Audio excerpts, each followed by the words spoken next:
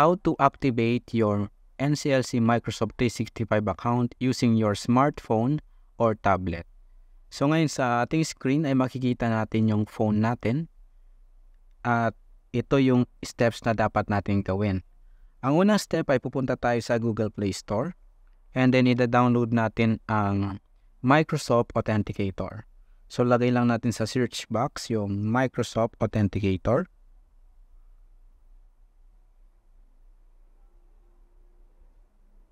Then click natin yung search.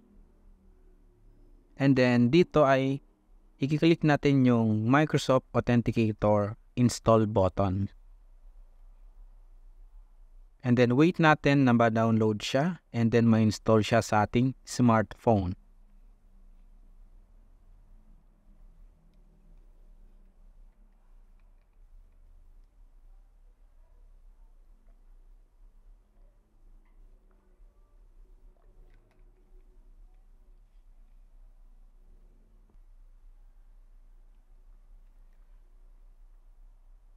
Kapag na-install na ang Microsoft Authenticator, ay pwede na natin siyang i-open para makita natin kung ano yung itsura ng ating Microsoft Authenticator. Click natin ngayon ang open. And then click lang natin yung privacy terms and condition. Click natin yung accept. Then click natin yung continue.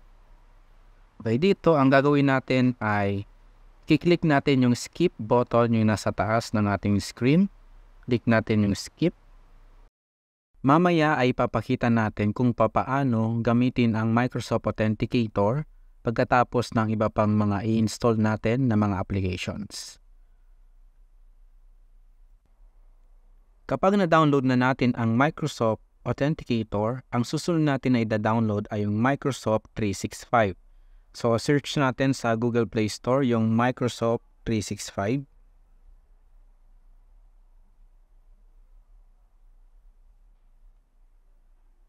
Okay, so we have now the Microsoft 365 Office. So, click natin, install natin.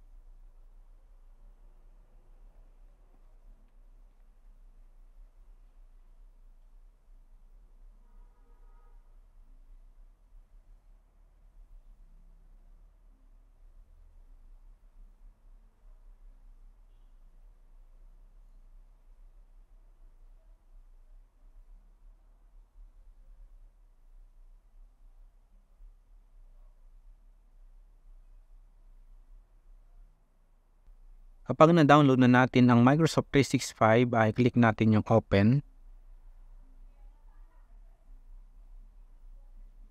And then dito, ilalagay na natin yung ating account na nandito sa ating screen. Okay. So, click lang natin yung next. And meron tayong option dito. Ang i-click lang natin dito ay don't send optional data. And then click natin yung close. So, ngayon dito ay ang gagawin natin ay hindi tayo gagamit ng Microsoft 365 Personal. Ang gagamitin natin ay for education. So, click natin yung skip for now. Then, click natin yung try later. And then, ang gagawin natin dito sa ating home screen ay pupunta tayo sa ating account profile. Pindutin natin yung ating account profile. And then, click natin yung connect your account.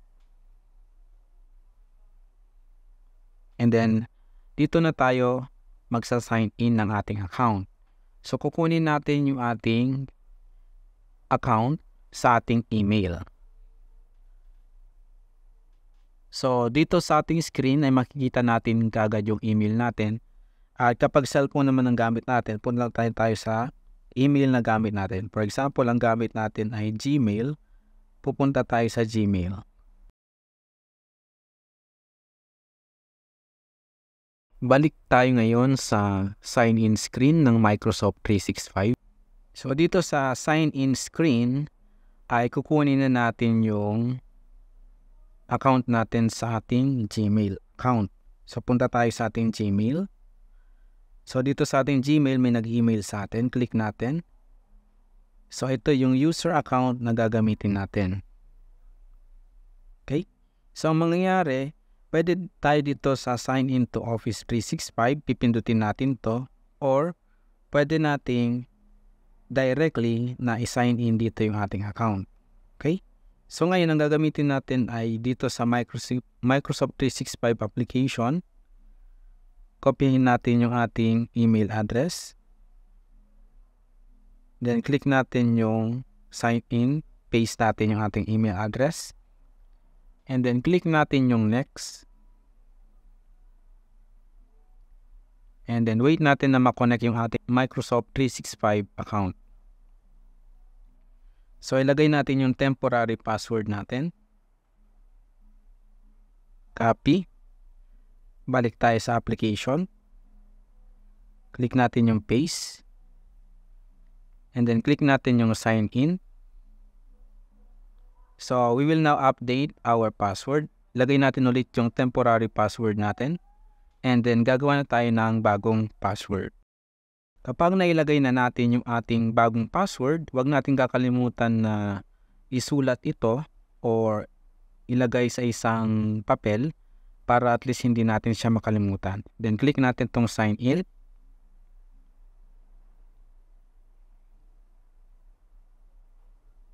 Then wait natin na mag-load yung ating Microsoft 365 account.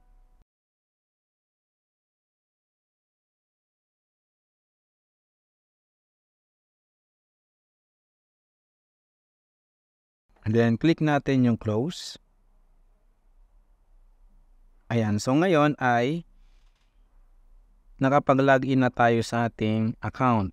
So mapapansin nyo ay naka-login na tayo sa ating Microsoft 365 account. So dito sa ating Microsoft 365 ay nandito na yung mga applications na kailanganin natin.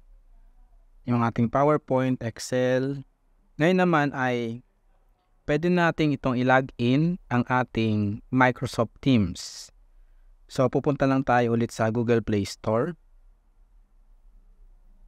Download natin ang Microsoft Teams.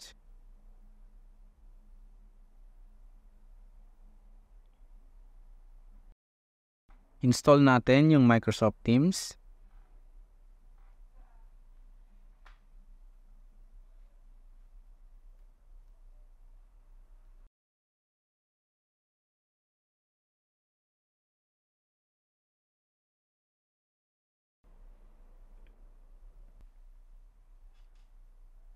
So na-install na natin yung ating Microsoft Teams. Open na natin.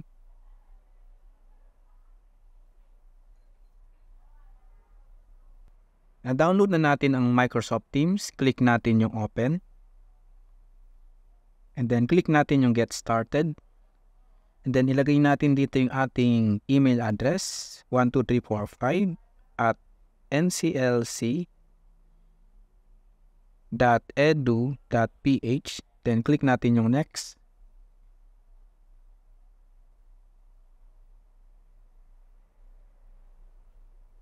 And then click natin yung next.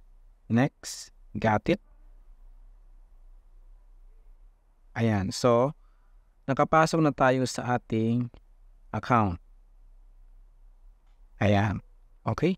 So, dito ay available na tayo sa ating Microsoft Teams. Let's go back to the Microsoft Authenticator. At naka-open na sa cellphone yung Microsoft Authenticator. Kung mapapansin natin ay naka-login na yung ating account, yung 12345 at nclc.edu.ph. Para saan ang Microsoft Authenticator? Ang Microsoft Authenticator ay ito ay para kapag ginamit mo ang iyong account sa ibang device, halimbawa nag-login ka sa ibang device, ay secured ang iyong account. Kumbaga malalaman mo kung ano yung mga devices na naka-login ang iyong account. At ito ay isang extra layer of security na kung may nakaalam naman ng password mo or ng email mo, ay hindi agad-agad nila mabubuksan. Dahil magno-notify muna sa cellphone mo kung merong nag-attempt na mag-open ng iyong account. So susubukan natin ngayon na i-login yung ating account sa desktop or laptop, and then titignan natin kung papaano gumagana ang Microsoft Authenticator. Dito sa aking laptop ay naka-open ang Microsoft Edge browser. Ngayon itatry natin na i-login yung ating account dito sa laptop or desktop na gamit natin. So ang mangyayari, this is the first time na isa-sign in natin sa ibang device yung ating account, at dito na magagamit ang tinatawag natin na Microsoft Authenticator. So paano natin nilalagin ang ating account sa desktop or laptop? Punta lang tayo sa office.com. Then press enter. And then dito ay kiklik natin yung sign in. So click natin yung sign in. And then dito ilalagay na natin yung account natin. 12345 at nclc.edu.ph.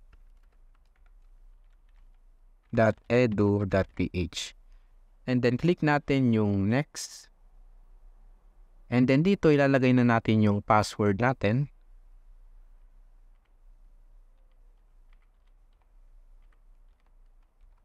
And then click natin yung sign in. So dito makikita natin ay meron ditong tinatawag na action required. So kailangan natin i-set up yung ating Microsoft Authenticator. So click natin ngayon yung next.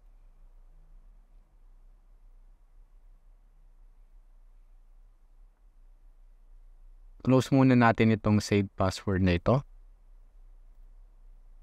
Okay, so dito ay makita natin sa ating screen yung Microsoft Authenticator. Start by getting the app. So nakuha na natin, na-install na natin yung application sa ating mobile phone. Click natin ngayon yung next. And then click natin ulit yung next.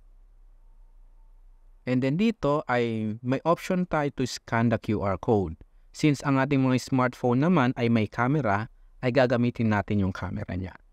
Ngayon ay kukunin ko ngayon yung aking phone, and then dito sa ating phone ay i-scan natin yung ating QR code. So paano natin i-scan yung QR code?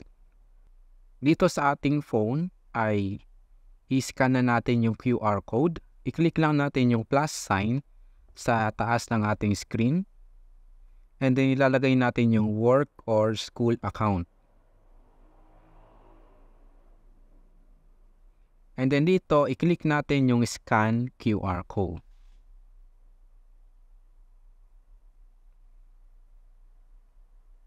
Ayan, nag-scan na yung QR code natin.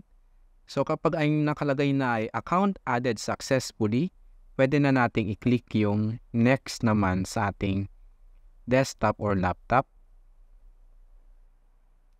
And then may magpapa-approve tayo ngayon ng ating account gamit ang Microsoft Authenticator. Yung nakikita natin na number sa ating browser ay itatype naman natin sa ating phone.